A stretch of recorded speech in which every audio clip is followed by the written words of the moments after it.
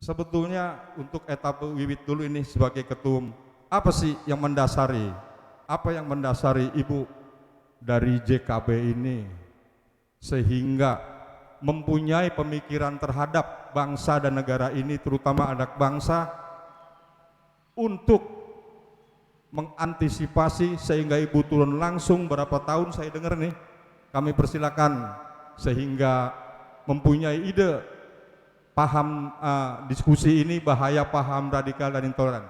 Kami persilakan Bu, apa sebetulnya motivasi dari JKB ini? Sebelumnya saya memperkenalkan diri dulu, saya Eta Wiwit yang kebetulan Ketua Umum dan pendiri dari organisasi Jembatan Kemajuan Bangsa yang berfokus kerja untuk membendung perkembangan kelompok-kelompok radikal dan intoleran di grassroots. Jadi begini Bang Robert dan semua teman-teman, kesadaran ini muncul ketika kita melihat bagaimana perkembangan gerakan-gerakan radikal dan intoleran di tengah-tengah kita yang hidup bersama kita. Betapa mereka semakin berani menyatakan dirinya, menyatakan keberadaannya. Bahkan kita yang nasionalis yang menjadi takut. Betul tidak? Ini yang mendasari Jembatan Kemajuan Bangsa dilahirkan. Saya berusaha untuk merangkul teman-teman yang masih memiliki rasa cinta terhadap tanah air yang saya kenal. Berangkat dari 7 orang. Saya merangkul teman-teman 7 orang yang akhirnya menjadi semakin banyak seperti sekarang ini. Jadi menumbuhkan kembali, misinya adalah menumbuhkan kembali rasa kebangsaan, rasa nasionalis di jiwa setiap anak bangsa. Menggugah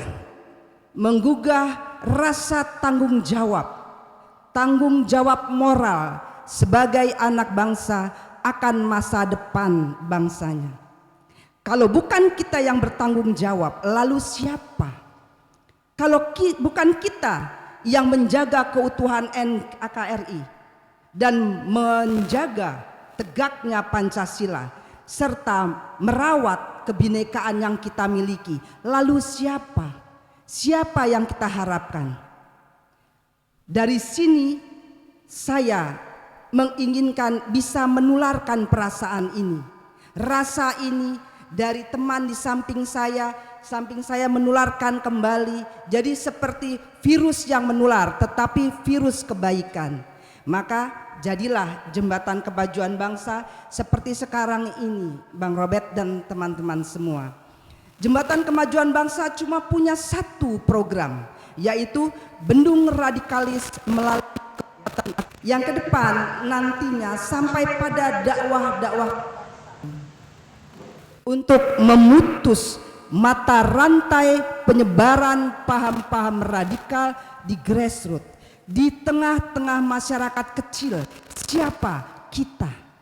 Kitalah yang bisa mencegah hal tersebut pada bukan orang lain. Kesadaran kita yang diperlukan untuk mengantisipasi perkembangan paham-paham radikal dan intoleran yang menggerogoti keutuhan bangsa kita, kerukunan kita yang kita miliki, semuanya tercabik kalau kita diam.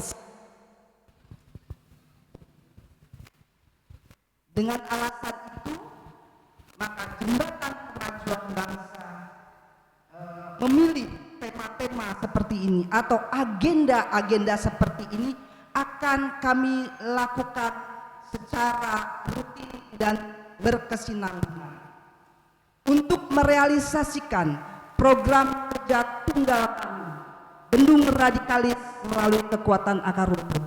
Inilah salah satu caranya. Begitu Bang Rob. Ya, itu tadi cara satu untuk membendung radikal sampai tingkat grassroots kalau nggak salah. Permasalahan dari kami juga mikir dari masyarakat juga.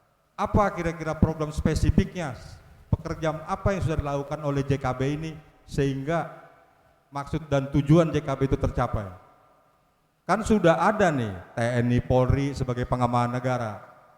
Ya. Mohon maaf, Bapak Komandan, jangan tersinggung. Ya. Mungkin Bebas. kami orang rakyat jelata seperti saya, seperti Kang Rahmat dan tim JKB ini tidak akan turun ke grassroots kalau kehadiran pemerintah dalam hal ini TNI, Polri dan lembaga-lembaga terkait atau kementerian terkait kita rasakan kehadirannya.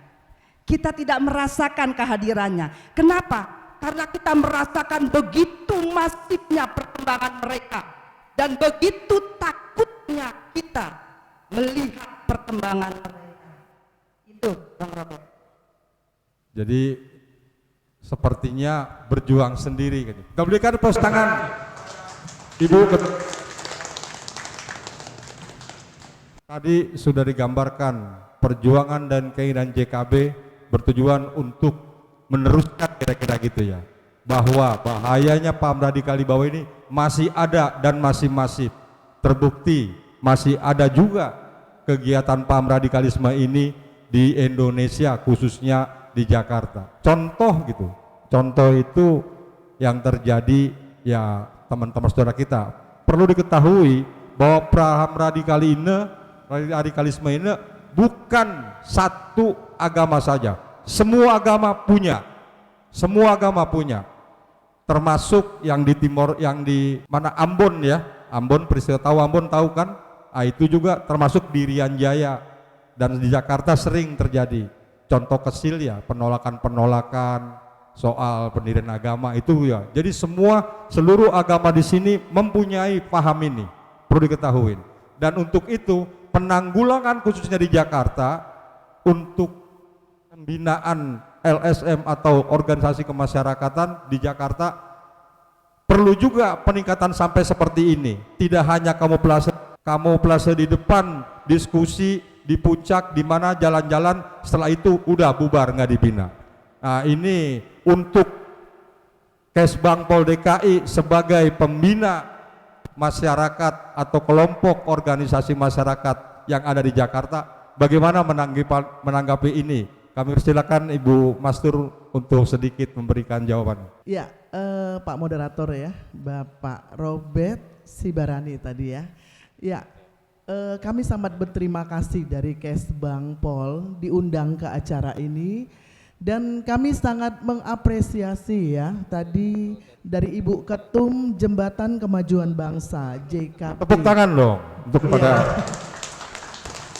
Ya, sangat tinggi apresiasi kami. Memang inilah yang diharapkan masyarakat.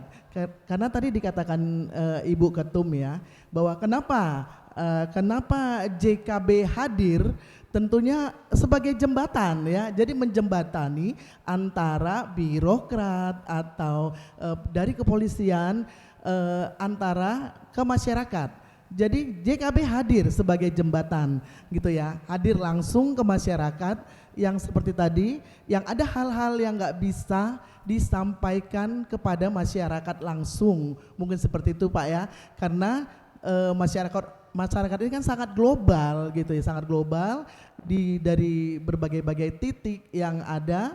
Nah, jika JKB bisa hadir di semua elemen, di semua tingkatan, tentu radikalisme akan semakin cepat teratasi atau dicegah, seperti itu Pak.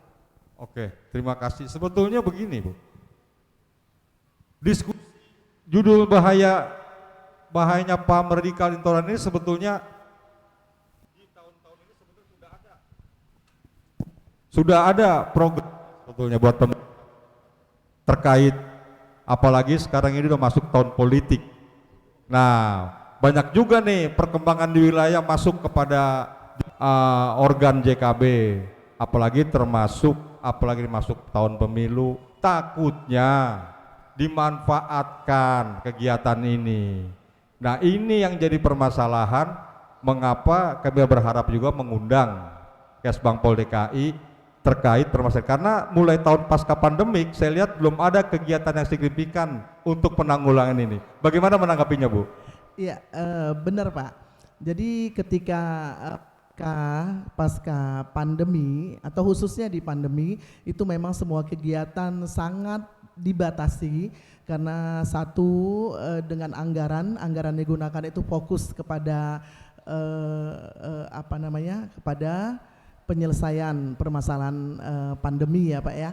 Kemudian pasca pandemi kita sudah berharap kalau Kesbangpol akan lebih fokus bisa membuat event-event tentang kemasyarakatan seperti itu dengan tema-tema pencegahan radikalisme, terorisme dan sebagainya. Itu kita sangat berharap ada pertemuan-pertemuan tatap muka seperti itu. Tapi ternyata anggaran kita masih dibatasi juga dengan webinar-webinar gitu Pak. Jadi kalau untuk webinar kita sudah pernah melaksanakan itu terhadap pelajar se-Jakarta Barat, kita sudah pernah juga kepada tokoh-tokoh agama, kepada forum-forum kita, juga kepada organisasi masyarakat, OKP dan lain-lain gitu Pak. Ya, terima kasih. Itulah makanya di sini Bu kita hadirkan juga SMA sekolah, karena mereka generasi bangsa, generasi penerus, mereka juga harus tahu secara spesifik bahayanya paham ini ke depan. Di sini juga ada kepala sekolah Pak Haji dari SMA Islam, dan ini SMA Pancaran Berkat, kami undang mereka, dan sebetulnya ada lagi SMA Negeri 9. Ya, terima kasih Bu, tepuk tangan kepada Ibu dari Kesbangpol.